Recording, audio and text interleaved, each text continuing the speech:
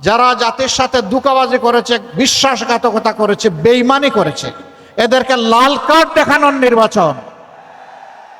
আমরা যৌবন এবং তারুণ্য দীপ্ত একটা বাংলাদেশ গড়তে চাই। আমরা বেকার ভাতা তোমাদের হাতে দিয়ে তোমাদেরকে অপমান করতে চাই না। এখন তিস্তার নাম এক সাগর দুঃখ। এই বঞ্চিত এলাকা থেকেই ইনশাআল্লাহ বাংলাদেশের উন্নয়নের বিসমিল্লাহ হবে ইনশাআল্লাহ। সাধারণ মানুষের যে অপরাধ করলে শাস্তি হবে, দেশের প্রেসিডেন্ট হলে একই অপরাধে একই পন্থায় তার বিচারও হবে এবং শাস্তিও নিশ্চিত। কারো লাল চোখ আমরা পরোয়া করব না। তারা এখন হা বুটের পক্ষে কথা বলছেন, অভিনন্দন, মোবারকবাদ।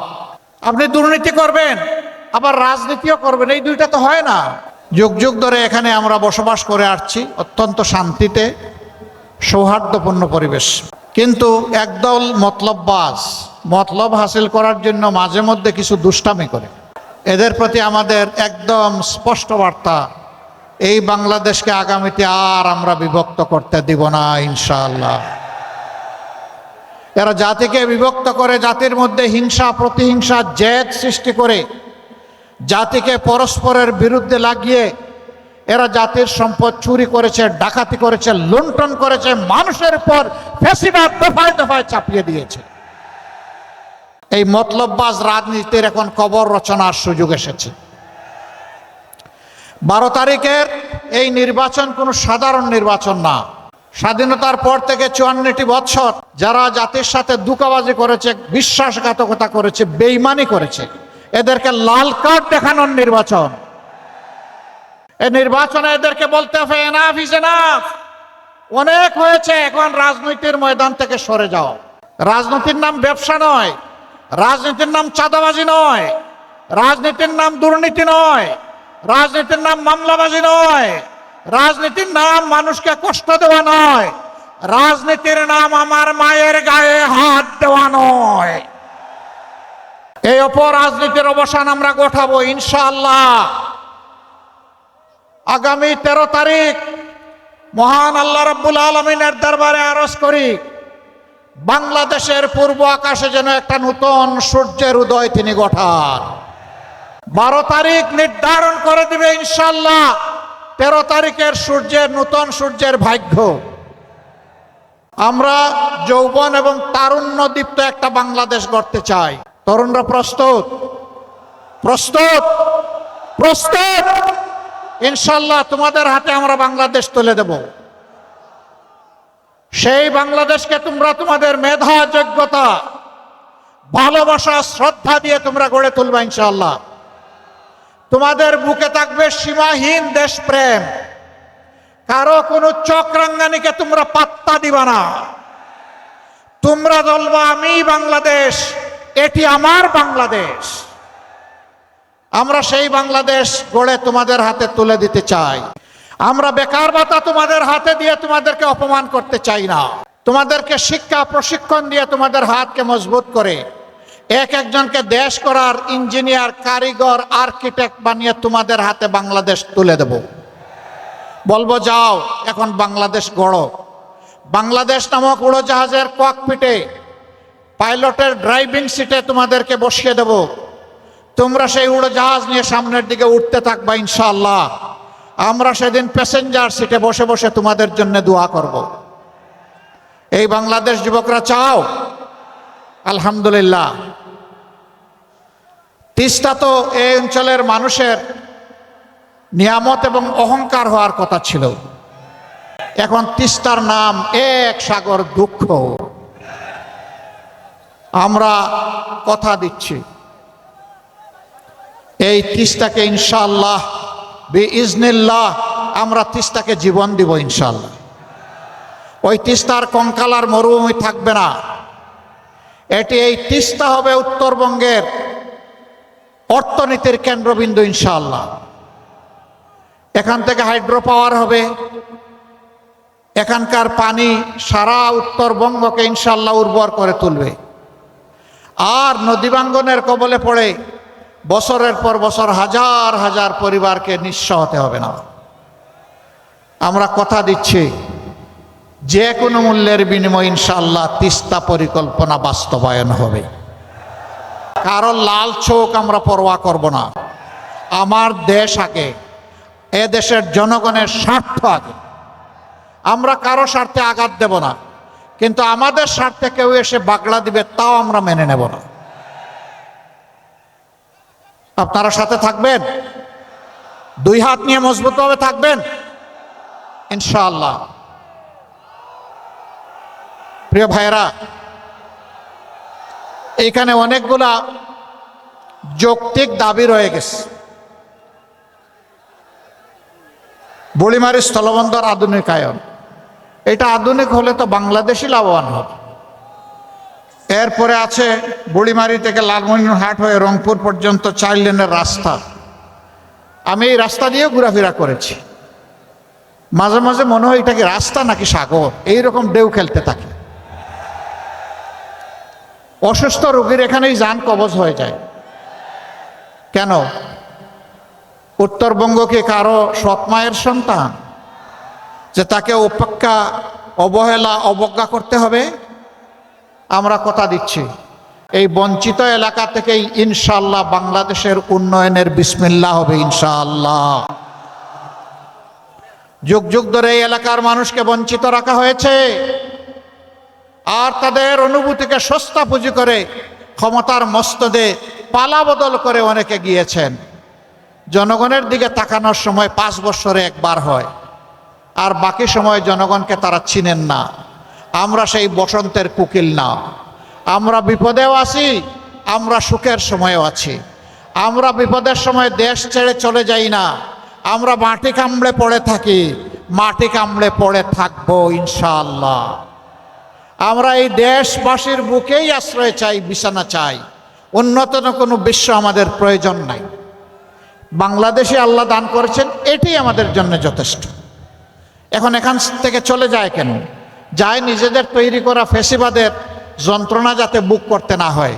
যায় মনে করে এই দেশ নিরাপদ নয়, যায় মনে করে যে এই দেশ উন্নত নয়। তো উন্নত হতে বাধা দিয়েছিল কে তোদেরকে? তোরা তো পালাক্রমে দেশ শাসন করলি, তো আমার দেশটাকে দেশ হিসেবে গড়লি না কেন? এদেশের মানুষ তোমাদেরকে দেখেছে ভাই, অনেক দেখেছে। এবার একটু বিশ্রামে যাও, এবার একটু আমাদেরকে সুযোগ দাও।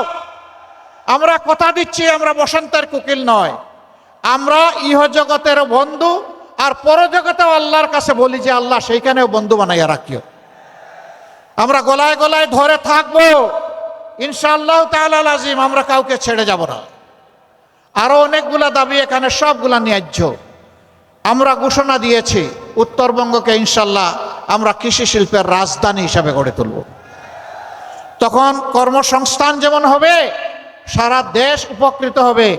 দেশের উৎপাদিত শস্য এবং বিভিন্ন পণ্য ইনশাআল্লাহ শুধু দেশের চাহিদা পূরণ করবে না, বিদেশেও রপ্তানি হবে।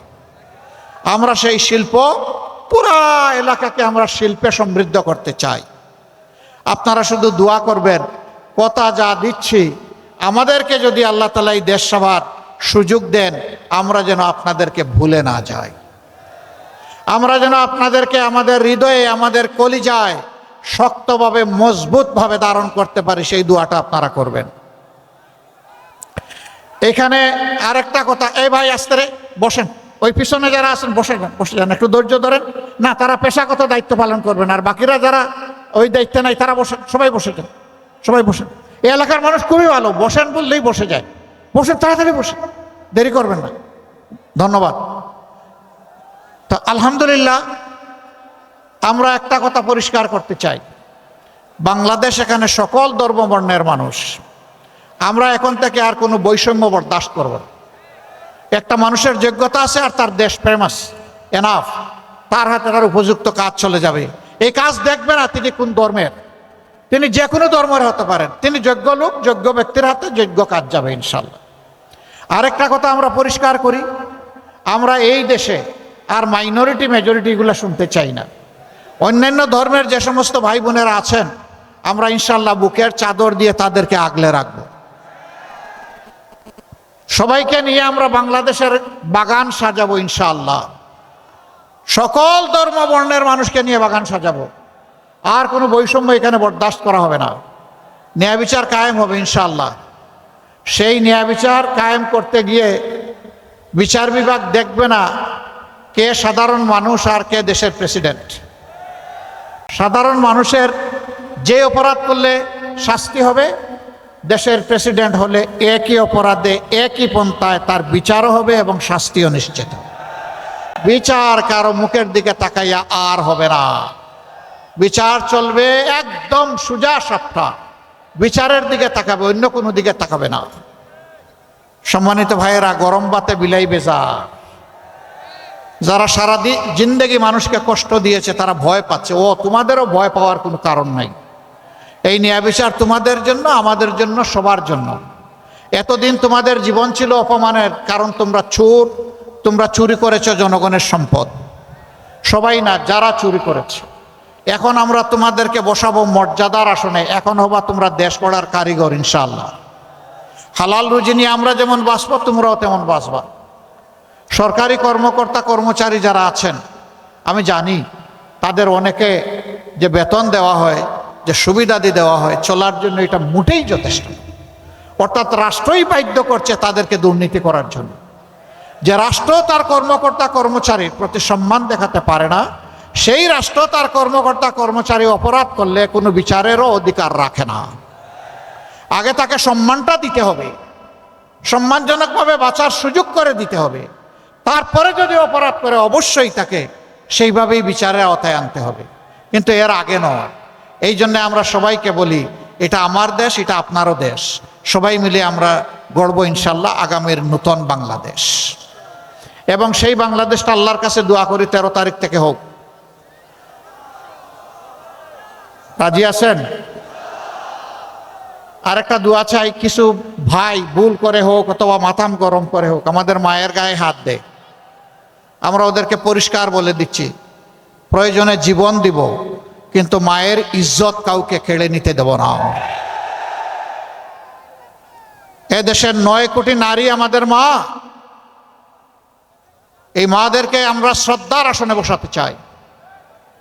তারা শিক্ষা নেবে, তারা দেশ গড়ায় অংশ নেবে, পেশাগত দায়িত্ব পালন করবে, কিন্তু ইনশাল্লাহ গড়ে, রাস্তায় এবং কর্মস্থলে তারা থাকবে নিরাপদ, আর কাজ করবে তারা অত্যন্ত মর্যাদার সাথে।